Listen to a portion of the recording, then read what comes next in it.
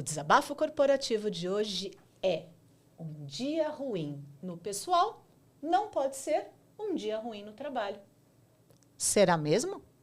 Me conta, Beto, qual é seu ponto de vista? Desabafo. Vamos desabafar sobre isso? Esse é um bom desabafo, hein? Afinal, somos 2 seres ou um?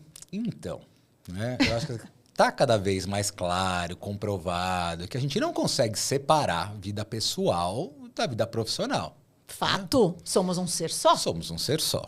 Beleza. Finalmente. Demorou, mas cada vez mais acredito que essa visão está sendo aceita. Assim. Acho que já a grande maioria entende isso. Mas entender é uma coisa. O que é vivenciado na prática é outra.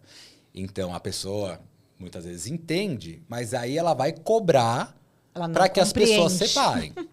Né? Então, fala assim, cara, se seu filho passou a noite com febre, né, você tem que ser profissional, chega aqui e trabalha. Né? Pode até não usar mais o termo, né? Você tem que separar uma coisa da outra, tal, para não ficar mal, né? Para a imagem dela de tipo estar sendo antiquada, mas nas entrelinhas está cobrando para que isso aconteça. E aí? E o que a gente faz nessa hora? Então, né? Vamos lá, continuando a desabafar sobre isso. Eu acho que assim, tudo volta para a questão de qual que é a cultura desse ambiente. Né? Não adianta a gente querer, num ambiente tóxico, num ambiente de uma cultura de medo, onde as pessoas estão lá... Comando e controle, trabalhando para atender o chefe e não para atender as necessidades do cliente, para melhorar as relações. Então, assim, o mundo corporativo como ele é. Né? As pessoas trabalhando para atender as suas necessidades, para ficar bem na foto com o chefe, ser promovido e ganhar o bônus lá no final da história. Nesse tipo de ambiente, né, é muito difícil. Né? Então, se você chegar e falar que você não dormiu bem à noite porque teu filho está doente, é capaz até de te olharem feio, do tipo... Nossa, tá colocando a vida pessoal como prioridade, isso aqui é um ambiente profissional e tal. Então, assim, eu já ouvi cada absurdo, né, que se a gente for comentar aqui... Nossos cabelos brancos escondidos, ou nem tanto, vão nos dizer o quanto a gente ouviu essas coisas, não é verdade? E aí, assim, a questão é... Não, peraí, vou ter que te contar essa. Uma vez, meu marido estava para fora de casa. O desabafo é corporativo, não vai contar os... Não, eu não podia voltar para casa. Minha gestora falava não, era noite, meu marido para fora de casa, o chaveiro ia demorar não sei quantas horas para chegar, era tarde da noite e eu não podia voltar. Juro. Não, o problema é dele. Falava, mas, cara, não ia fazer diferença nenhuma eu estar ali naquela hora para fazer aquilo, porque não precisava fazer aquilo naquela hora, era 9 da noite. E aí, aquela coisa, se você sai, é porque você está descomprometida. Das 6 horas da tarde cai a caneta, não sei o quê, aquele, né? Aquela pressão, aquele bullying, né? Que na nossa época não chamava bullying, mas essa pressão que fica ali, né? Subliminar, de tipo, vamos ver se você é bom ou não para estar aqui dentro, porque é um ambiente extremamente, excessivamente competitivo. Né? Agressivamente competitivo. E isso não é bom para ninguém. Né? A questão é como construir um ambiente de segurança psicológica onde as pessoas são seres humanos, e seres humanos são passíveis de erros, seres humanos têm dias ruins, seres humanos passam por problemas, mas onde você construiu ali uma equipe que suporte isso. Porque hoje é a Bia que está com um problema na casa dela, amanhã você eu. Exatamente. E acho que quando a gente consegue construir um time colaborativo, o time recebe e suporta a ausência de quem precisa cuidar de uma questão pessoal naquele dia. É um filho doente, é você mesmo doente. Por exemplo, né, agora mesmo, eu tenho um almoço com uma pessoa. Importante esse almoço. Ele não vai poder ir porque ele passou mal à noite. A primeira pergunta é, primeiro, fique bem. Segundo, alguém vai no seu lugar? Se não vai, ok, eu me reposiciono para cobrir essa ausência. Mesmo não sendo essa pessoa, também é um adaptar. Mas, como somos um time, vamos juntos resolver essa questão.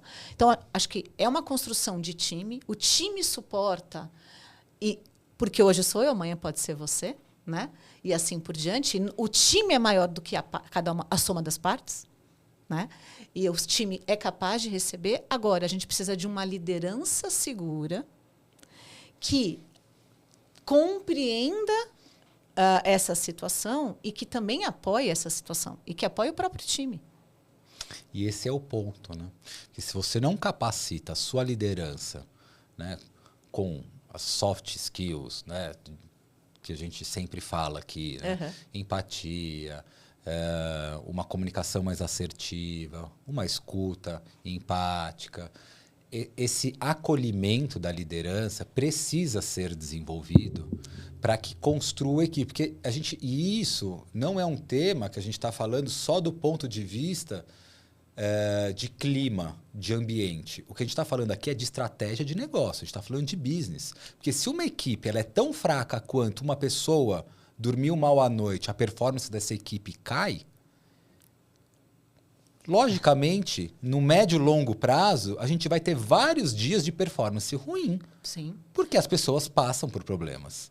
Não, e a gente, né, acho que isso que é uma coisa super importante. A gente fala nos últimos tempos muito do ambiente psicologicamente seguro, porque, de fato, as pesquisas comprovaram que estes ambientes promovem maior produtividade, promovem uma perenidade de resultado, né? Então, não é o resultado, o pico de resultado, né? Não é o eletrocardiograma de resultado. Um dia todo mundo alta performance, baixa performance, média performance. Não, é constantemente uma performance acima do esperado. Se a gente tem ambientes no qual cada um é si próprio, sem ter que vestir máscaras, vestir personagens, né? Então, cada um é quem é. Portanto, se eu sou quem eu sou, sem ter que me colocar energia em ser um personagem, eu consigo trabalhar mais tranquilamente e, portanto, o meu resultado vem mais naturalmente. E isso é sobre resultado. Não é sobre resultado, sim. Abraçar árvore. E esse é o ponto que eu sinto que, muitas vezes, é o calcanhar de Aquiles da galera de RH. Que não consegue fazer esse vínculo com o business, com a estratégia do negócio. Porque muitas vezes está focado nos meios para melhorar a performance, mas perde que, no fundo, o final, o que a gente quer é uma melhor performance, não só no curto, médio e longo prazo. Sim. Então, como que a gente faz para levar isso de forma consistente, né, e sustentável no tempo? Então, quando a gente fica focando em melhorar o engajamento, melhorar a motivação, capacitação da liderança, melhora de clima, tudo isso é super importante, né? Como é que a gente constrói uma cultura, né, de confiança, centrada no cliente, onde a gente melhora as experiências do colaborador, melhora a experiência do cliente. Tudo isso é meio para chegar no final da história, a gente ter uma melhor performance. Essa visão de negócio, a gente não pode descolar uma coisa da outra. Não é só o colaborador estar bem e feliz e a gente construir um ambiente onde a gente acolha esse colaborador ou esse líder pelo líder ou pelo colaborador em si. Pelo resultado. É uma visão maior, mais ampla. E isso não é negativo, pelo contrário, é positivo. Agora, considerando, né, que a flexibilidade, esse olhar individualizado, né, que a gente teria num ambiente como esse. Né? Então, num ambiente no qual cada um fosse autêntico, no qual cada um pudesse ser integral e entregar o seu melhor naturalmente, nesse ambiente a gente tem flexibilidade como um valor. Né? Porque eu sou flexível. Um dia eu vou ter que me ausentar, porque eu não dormi bem, eu vou ter que me ausentar porque aconteceu alguma questão, eu preciso resolver uma questão pessoal que está me atrapalhando. Por outro lado, eu, Bia, né, tô aqui falando a verdade. Para mim, muitas vezes, meu filho era um anjo quando era bebê. Ele ainda é um anjo. Mas não dava trabalho algum. E, eventualmente, quando ele ficava doente... E aí ele ficava mais quietinho, mais bonzinho do que já era. Aí eu falava, cara, eu não consigo ficar. Eu preciso que outra pessoa cuide. E, para mim, ir para o trabalho era muito bom, mesmo que eu tivesse dormido muito mal à noite.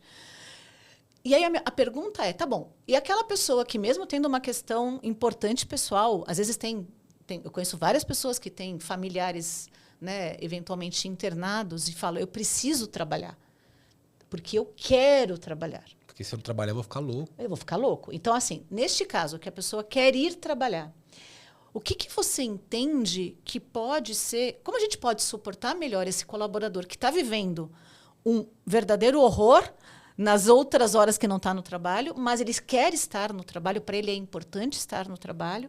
Como é que a gente pode suportar melhor isso, do seu ponto de vista?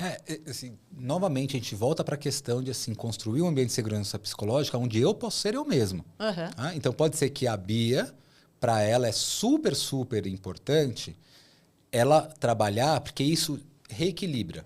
Né? Sim. O pensar, o sentir, o querer e o agir ali alinhados, eu estou sendo super produtiva, isso vai fazer eu ser uma mãe muito melhor a hora que eu estiver em casa. Sem dúvida. Porque você tem sua rede de apoio, a hora que você está trabalhando e você está tranquila com isso. Existe uma outra pessoa que não. Sim. Então, como que a gente vai identificar e assim, como é que a gente constrói um ambiente onde a gente pode falar como que é para mim o meu filho estar doente e eu não ser julgado por isso? Porque muitas vezes tem isso também, né? Então, o julgar assim, poxa, mas o filho dela está doente, ela está aqui, trabalhando como se nada tivesse acontecido. E acho que isso que é muito importante, né? A gente ter a gente volta para a experiência sempre também individualizada, né? Então, assim, aquele líder que conhece bem aquele seu colaborador, sabe quais são os valores pessoais daquela pessoa, como que essa pessoa funciona melhor, como que ela produz melhor e como que eu suporto essa pessoa dentro da realidade que para ela é a melhor. Sendo que para outro vai ser diferente. Não existe... A gente volta para a história que não existe receita. Não existe receita de bolo, porque cada um é muito individualizado. Cada um tem uma necessidade muito própria, um interesse muito diferente do outro. Né? E essa capacidade do líder de entender cada um na sua individualidade é muito importante. Né? Agora, se o líder, quando as pessoas têm problema, ele atropela e ele executa para garantir a entrega no final, além dele não desenvolver a pessoa, ele não está entendendo a necessidade de cada um de seus colaboradores, que é diferente. Cada um é único.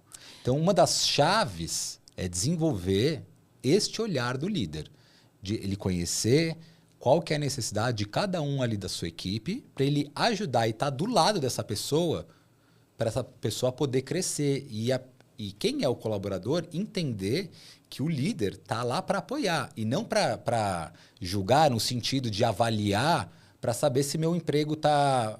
Sob risco. Sob risco. Sob risco. Eu preciso olhar no meu líder e identificar um parceiro.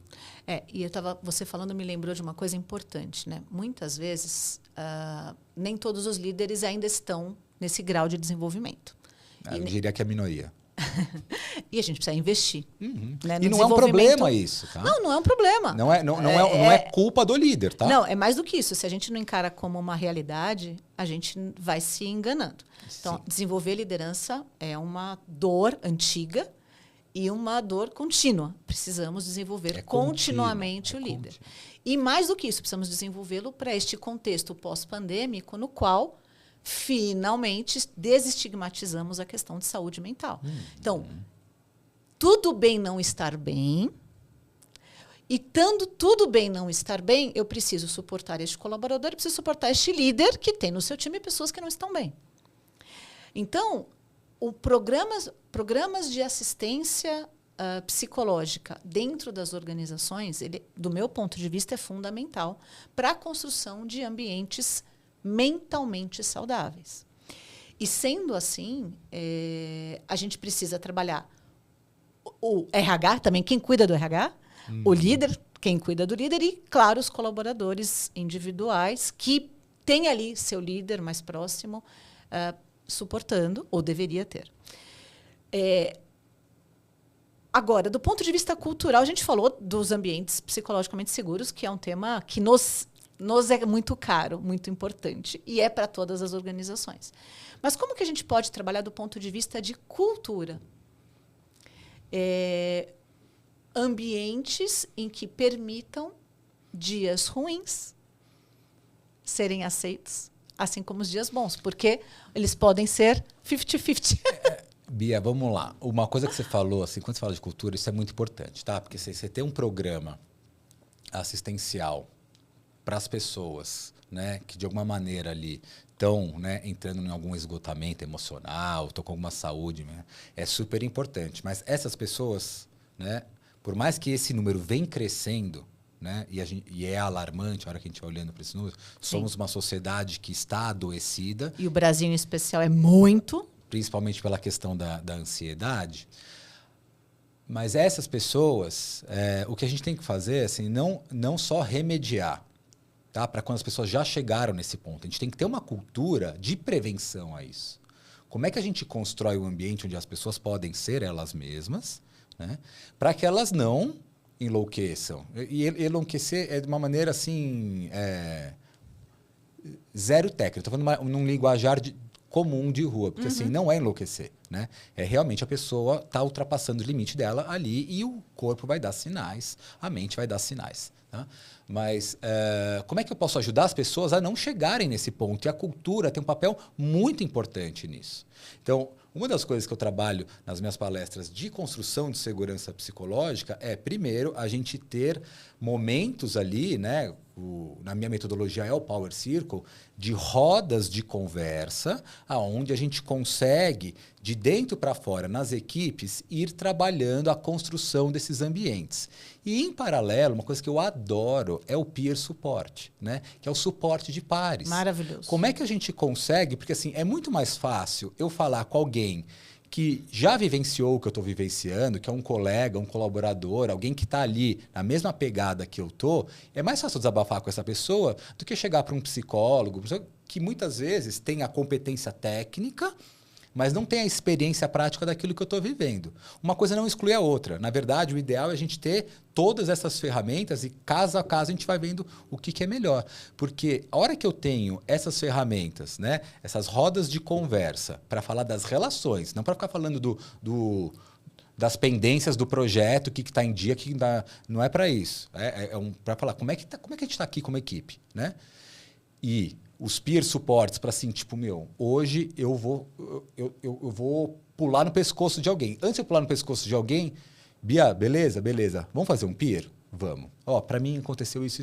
Que legal. Porque esse desabafo corporativo que a gente está fazendo aqui, você leva para dentro do mundo corporativo. No dia a dia. E tem uma questão que assim, é alarmante, que é o seguinte, quando eu não tenho esse espaço para conversar e para trocar, eu me sinto cada vez mais sozinho.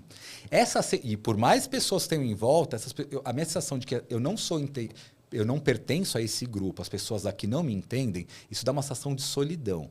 E a solidão, quando eu li esse número, eu fiquei assim perplexo, que é sensação de solidão de forma contínua, não pontual, mata tanto quanto fumar 15 cigarros por dia. Nossa! Então, a gente está falando de uma coisa que é muito séria. Muito séria. Como é que a gente pode construir uma cultura que previna tudo isso? E não esperar as pessoas, né, de alguma maneira ali, entrarem num esgotamento para depois eu reequilibrá-las. E aí a questão... A cultura é o modo como as coisas são feitas dentro das organizações, né? O jeitão daquela organização. As organizações que têm dentro da sua cultura valores de bem-estar integral, então é o bem-estar do ambiente físico, é o bem-estar do ambiente psicologicamente seguro, é o bem-estar social de você estimular relações saudáveis dentro dos times e dos vários times entre si, né? Claramente, isso eu também trabalho em palestras voltadas mais para a questão de cultura organizacional, isso traz para as organizações perenidade. Os resultados sustentáveis no curto, médio e longo prazo se constroem hoje com uma cultura de bem-estar, uma cultura respeitosa, uma cultura cada vez mais humana. Porque, sim, somos seres integrais, sim, temos dias ruins, temos dias bons, e não tem como separar tudo Bia, isso. olha que interessante isso que você está falando. Eu acho que uma coisa que é muito pouco utilizado são realmente propósito e valores corporativos, muitas vezes como escudo, para que eu, colaborador, possa me defender de às vezes um assédio moral, um contexto mais tóxico, alguma coisa. Então, assim, quando você está respaldado pelos valores daquela empresa, é muito mais fácil você falar um não, você discordar. você resgata. Você não fala assim, não é porque eu não quero. Assim, nossa, estamos numa organização que um dos valores chaves é a transparência. Né? Então, vamos trabalhar aqui. Ó, agora eu vou trabalhar a transparência. Está acontecendo isso e aquilo. Então, toda vez que você traz, né, esse planejamento estratégico, você se respalda. Eu não estou fazendo, não é a minha opinião contra a sua. É o que é importante para a organização. É o que é importante para o negócio, ou aquilo que deveria ser. Alguém definiu que isso é importante, lá de cima. E eu estou seguindo esses padrões. Sem dúvida. Só tem que tomar cuidado para não fazer o contrário. Eu usar isso para atacar o outro. Né? Então, eu falo assim, aqui a gente é transparente, você não está sendo transparente, Bia. Porque quando a gente usa isso como uma forma de atacar o outro vai se sentir atacado e ali, naquele momento, a gente se separou, né?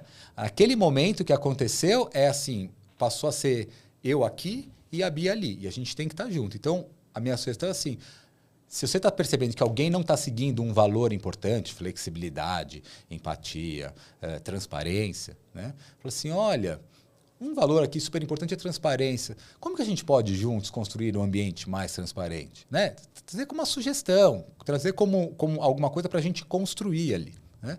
E não uma ferramenta para poder atacar o outro. Porque daí eu vou estar dando um tiro no meu pé. O que eu vou estar fazendo é potencializando ainda mais esse ambiente tóxico. Tá? Com um discurso muito bonitinho dos valores. Agora, um ponto que é importante, só para a gente voltar para a história do dia ruim... Acabou o nosso tempo! Tá, esse daqui, ó, para fechar, assim, existem técnicas que são importantes. Porque acontece da gente estar num dia ruim. Isso não pode ser todos os dias, mas acontece. Você passou por um problema e, assim, é importante focar no trabalho para eu não ficar, né, com a cabeça em outro lugar e o corpo presente no trabalho. É muito importante a gente resgatar qual que é a nossa motivação, o nosso propósito. Então, isso ajuda a gente a focar no que precisa ser feito naquele momento. Por que eu estou trabalhando naquela empresa? Por que eu decidi fazer o que eu faço? Resgata a sua motivação.